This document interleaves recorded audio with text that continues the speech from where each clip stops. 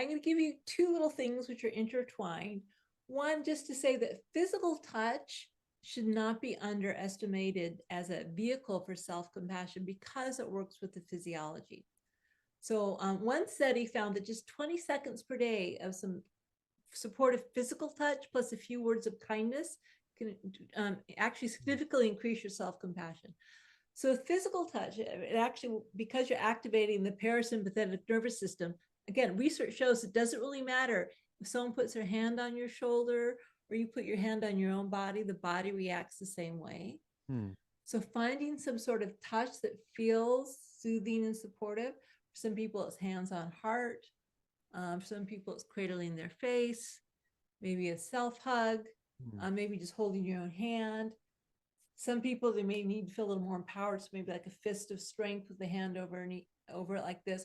But some sort of physical touch is a really good way to, it actually helps stabilize you in terms of your nervous system reactivity. And especially if you envision the touch as an act of care, like you can imagine that care and warmth is streaming through your hands to your body. So you're literally holding yourself in the midst of your distress. So you're literally holding yourself in the midst of your distress. So that's the physical touch. And then we also, and that can be enough in and of itself, but it also helps to bring in some language. And I recommend language that evokes the three components of self-compassion. So mindful language, for instance, just acknowledging, wow, this is really hard. The moment you say this is really hard, you aren't ignoring it, but you aren't identified with it either. Instead, it's almost like, for one moment you're like, oh my God, the world's on fire. And then when you say this is really hard, it's like, oh, wow, you think the world's on fire. There's a little bit of perspective.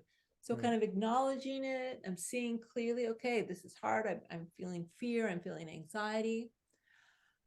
Remember, normalizing it. This is part of life. It's part of being human. I'm not the only one who has anxiety. Millions, billions of people have anxiety. All human beings, even an amoeba, will move away from a toxin in a petri dish. It's like it's part of being a living organism, anxiety and fear and the desire to move away from toxins or, things that we think are potentially threatening. Completely natural.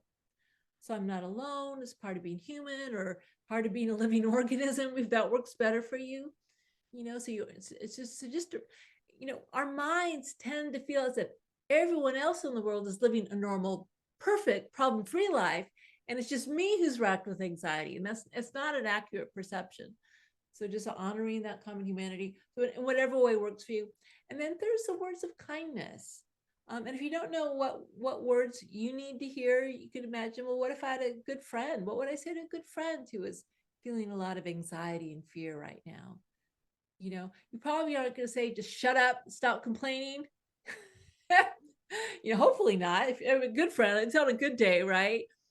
But you might hold your friend's hand. I'm here for you.